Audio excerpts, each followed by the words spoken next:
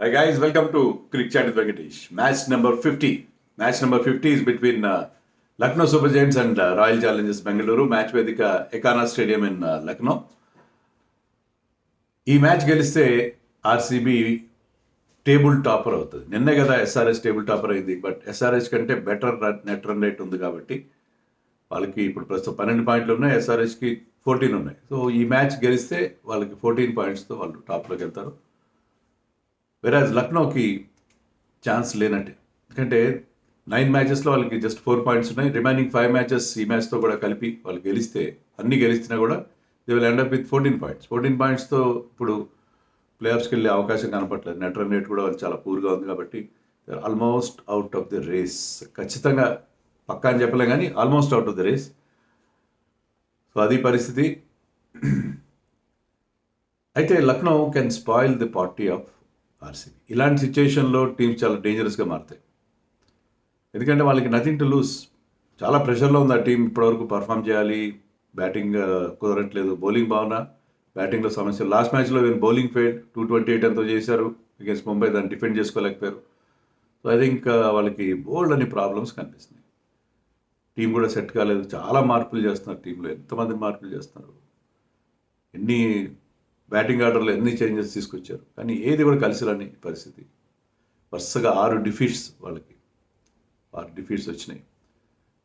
And హోమ్లో అన్ని మ్యాచ్లు ఓడిపోతున్నారు. ఇప్పటివరకు లక్నోలో 4 మ్యాచ్లు ఆడితే 4 మ్యాచ్లు ఓడిపోయారు.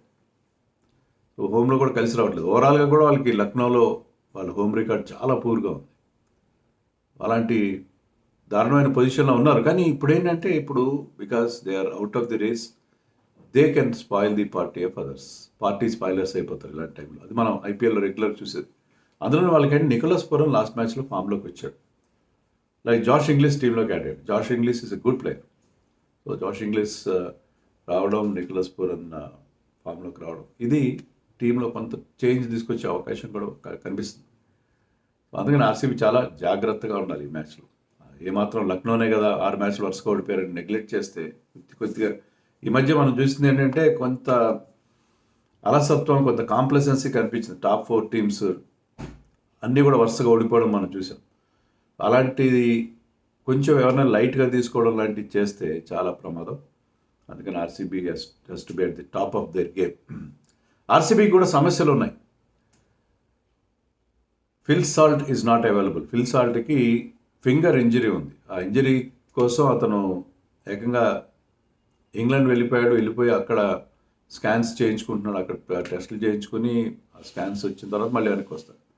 సో జేకబ్ బెథెల్ కంటిన్యూ అవుతాడు. జేకబ్ బెథెల్ ప్రతి మ్యాచ్లో బాగానే కనిపిస్తున్నాడు, కానీ ఒక్క పెద్ద స్కోర్ రాలేదు. మళ్ళీ అతను వరల్డ్ కప్ సెమీఫైనల్లో ఆడిన టైప్ ఆఫ్ ఇన్నింగ్స్ కోసం మనం చూస్తున్నాం, కానీ అది రావట్లేదు. Somehow is getting out early. Power play దాటట్లేదు. కొన్ని మంచి షాట్స్ కొట్టినా కూడా అతని నుంచి బిగినింగ్స్ స్టిల్ డ్యూ. సో అదొక సమస్యగా మారింది. ఎందుకంటే మీరు చూడండి, ఈ ఐపీఎల్లో మోస్ట్ సక్సెస్ఫుల్ టీమ్స్ అన్నిటికీ కూడా మంచి బ్యాటింగ్ ఓపెనింగ్ జోడీ ఉన్నారు. అభిషేక్ కావచ్చు, వైభవ్, జయసూర్య కావచ్చు, ఎవరైనా మీరు చూసుకోండి.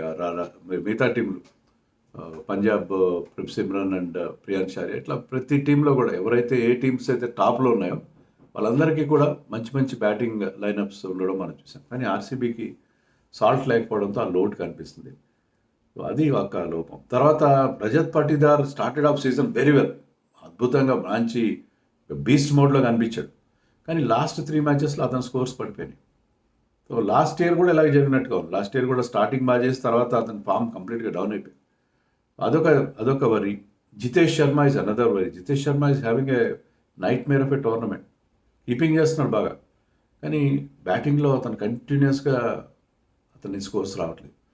So Jitesh Sharma is another worry. So వీళ్ళకి కొన్ని వరీస్ అయితే ఉన్నాయి, పూర్తిగా లేకుండా లేదు. ఆర్సీబీ కూడా ఈ మ్యాచ్లో చాలా జాగ్రత్తగా అప్రోచ్ కావాలి. లాస్ట్ మ్యాచ్లో they scored I think 155 against GT.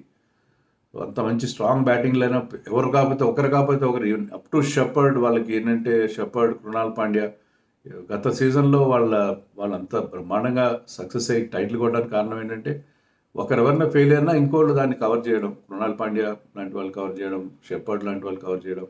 Jitesh Sharma played couple of wonderful knocks. So late middle order కూడా వాళ్ళకి ఈక్వల్లీ స్ట్రాంగ్గా ఉంది. ఇప్పుడు ఏంటంటే మనం ఓపెనింగ్ జోడీ గురించి చెప్పుకుంటున్నాం. ఓపెనింగ్ జోడీతో పాటు మిడిల్ ఆర్డర్ బాగుండాలి. లేట్ మిడిల్ ఆర్డర్ కూడా in case of any crisis వాళ్ళు ఆదుకునేట్టు ఉండాలి. Last time it happen to RCB. మరి ఈసారి పరిస్థితి ఏంటి? ఈసారి అలా అవుతుందా? లాస్ట్ మ్యాచ్లో ఇంపాక్ట్ ప్లేయర్ కోసం వెంకటేష్ అని తెచ్చుకుంటే they could not play Rasikh Salam. And దానివల్ల బౌలింగ్లో Shepherd cannot be a 4 over bowler. Shepherd can give you 1 or 2 overs అంతే. సో అందుకని కొన్ని ప్రాబ్లమ్స్ వీళ్ళకి కూడా ఉన్నాయి. అది టీమ్స్ జాగ్రత్తగా ఉండాల్సిన పరిస్థితి. ఆర్సీబీలో మార్పులే ఉండవు. సేమ్ టీం, వాళ్ళ టీం బ్రహ్మాండంగా సెట్ అయింది. ఇప్పుడు బెథల్ కంటిన్యూ అవుతాడు. బెథల్ ప్లేస్లో Venkatesh Iyer no, not Bethell is looking good. ఏదో ఒక పాయింట్లో he will get a good knock. అది విరాట్ కోహ్లీ ఇక్కడ డిఫరెంట్గా ఆడతాడు అనుకుంటున్నాను. లాస్ట్ మ్యాచ్లో అతను చాలా అగ్రెసివ్గా 13 balls-లో 28 runs ధనాధన్ ఫటాఫట్ ధనాధన్ నా స్టైల్లో ఆడాడు. అది అక్కడ సూట్. ఇక్కడ ఏంటంటే ఇది లో స్కోరింగ్ గ్రౌండ్ కాబట్టి విరాట్ కోహ్లీ ఉంటేనే team. Last time Virat Kohli తొందరగా అవుట్ అవ్వడంతో మిగతా టీం కూడా కొలాప్స్ అయింది. Virat Kohli presence is very very important. Virat Kohli he always he reads the situation very well. పిచ్ని కానీ సిచ్యుయేషన్ కానీ చక్కగా రీడ్ చేసి అతను ఆడతాడు. కాబట్టి ఈసారి విరాట్ కోహ్లీ చూడండి, ఫస్ట్ బ్యాటింగ్ చేసిన సెకండ్ బ్యాటింగ్ చేసిన I will play in anchor role. Take it from me, నేను ఓపెన్గా చెప్తున్నాను. యాంకర్ రోల్ ఆడతాడు. ఎందుకంటే లో స్కోరింగ్ గ్రౌండ్ అది. అక్కడ విరాట్ కోహ్లీ ప్రెజెన్స్ అవసరం. బ్యాటింగ్లో ఇప్పుడు నేను చెప్పినట్టుగా కొన్ని చింక్స్ కనిపిస్తున్నాయి కాబట్టి Virat Kohli will not take any risk ఫ్రీగా ఆడతాడు. ఈసారి గమ్మత్ ఏంటంటే Virat Kohli strike rate in first 10 balls is set to be 170-175 ఉందంట. అది చాలా ఆశ్చర్యం కదా. విరాట్ కోహ్లీ స్టార్టింగ్ ఎప్పుడు కొంచెం స్లోగా స్టార్ట్ అయ్యి తర్వాత పికప్ అవుతాడు. కానీ ఈసారి ఈ మోడర్న్ గేమ్ ఇప్పుడు మారిపోయిన డైనమిక్స్ ప్రకారం ఆడుతున్నాడు. కానీ ఈ పర్టికులర్ గేమ్లో ఎందుకంటే మనం చెప్పుకున్న ఈ కారణాలు కొంచెం మిడిల్ ఆర్డర్లో ఉన్న వీక్నెస్ దృష్టిలో పెట్టుకొని other opener is not so strong. ఎందుకంటే జేకబ్ బెథెల్ ఆడలేదు కాబట్టి అతను, కానీ అయినా సరే జేకబ్ బెథెల్ ఆడకపోయినా because the low scoring ground Virat Kohli will play different role అని నేను అనుకుంటున్నాను. ఇక ఎల్ఎస్జీలో మార్పులు ఉంటాయా? మార్పులు చేయడానికి వాళ్ళకి అవకాశం లేదు. బదోనిని కూడా పక్కన పెట్టేశారు. అక్షత్ రఘువంశీకి ఒక అవకాశం ఇచ్చారు, మళ్ళీ అతనికి ఛాన్స్ ఇస్తారు. అలాగే హిమత్ సింగ్ లాస్ట్ టైం ఒక స్లో 40 చేశారు, but he scores runs, he looked good. Himath Singh కూడా ఉంటాడు. అండ్ అదే రకంగా మరి జాష్ ఇంగ్లీష్తోనే ఓపెన్ చేస్తారు. Markram is not looking good at number 5, but ఇంకా వాళ్ళకి ఆల్టర్నేటివ్ లేదు. ఇంగ్లీష్ని మరి ఓపెనర్గా అనుకున్నప్పుడు ఇంగ్లీష్తోనే వెళ్ళాలి. ఇంగ్లీష్ ప్లేస్ స్పిన్ వెల్, అతను మిడిల్ ఆర్డర్లో ఆడించుకోవచ్చు యాక్చువల్గా, కానీ ఎందుకనో ఓపెనర్గా అతన్ని దించి ట్రై చేశారు. Markram has not done badly as an opener, కానీ ఏంటో ఈ టీంలో టూ మెనీ బిగ్ హెడ్స్ ఉన్నాయి అక్కడ. అంటే అందరూ పీపుల్ ఆఫ్ పెడిగ్రీ. మీకు అక్కడ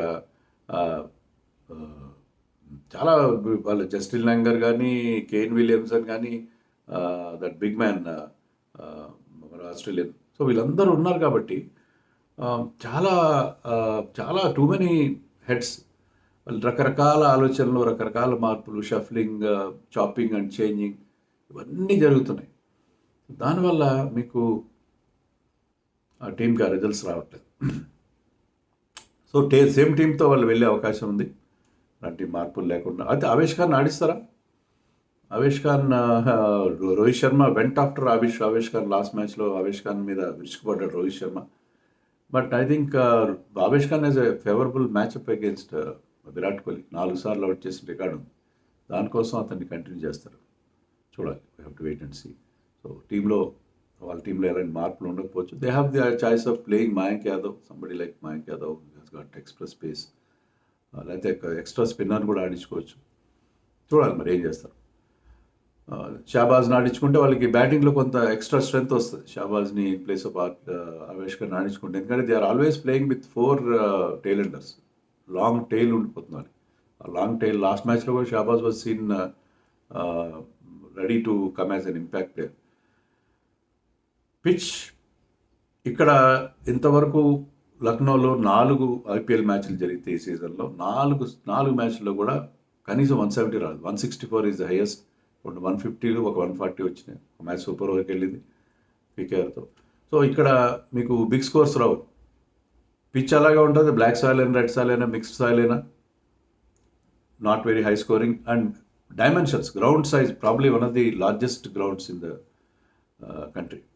సో మీకు సిక్స్లు అంత ఈజీగా రావు, అండ్ పిచ్ కూడా చాలా లో స్కోరింగ్గా ఉంటుంది. ఫస్ట్ బ్యాటింగ్ సెకండ్ బ్యాటింగ్ పెద్ద చేంజ్ ఉంటుందని అనుకోను నేను. సెకండ్ బ్యాటింగ్ ఇస్ బెటర్, ఎందుకంటే ఫస్ట్ టీం కాస్త చిన్న స్కోర్ చేస్తే మీరు దాన్ని బట్టి మీ చేజ్ని ప్లాన్ చేసుకోవచ్చు. సో టాస్ ఎవరు గెలిచినా ముందుగా ఫీల్డింగ్ చేస్తారని అనుకుంటున్నాను. మ్యాచ్అప్స్ చూస్తే Mohammed Shami has a wonderful record against Virat Kohli. 5 సార్లు అవుట్ చేసిన రికార్డు ఉంది. సో మరి అది చాలా వాళ్ళకి కలిసి వచ్చే అంశం. Markram was consumed by Krunal Pandit 3 times. Markram అగేన్స్ట్గా కృణాల్ పాండ్యాకి బెటర్ మ్యాచ్అప్ ఉంది. సో ఏం చేస్తారు, ఆర్సీబీ చాలా జాగ్రత్తగా ఈ మ్యాచ్లో ఆడితేనే వాళ్ళు గెలుస్తారు. ఎల్ఎస్జీకి ఏంటంటే ఇప్పుడు ఫ్రీ, వాళ్ళు ఈ మ్యాచ్ గెలిచి నెక్స్ట్ సీజన్ కోసం ప్లాన్ చేసుకోవచ్చు. నెక్స్ట్ సీజన్కి ఏం చేయాలనేది, నెక్స్ట్ సీజన్లో చాలా మార్పులు చేయాల్సి వస్తుంది వాళ్ళకి. దాని అడిగితే క్యాప్టెన్స్ కూడా మార్చాలి. Rishabh Pant is looking in lots and lots of pressure. 3 రకాల ప్రెషర్ ఉంది అతని పైన.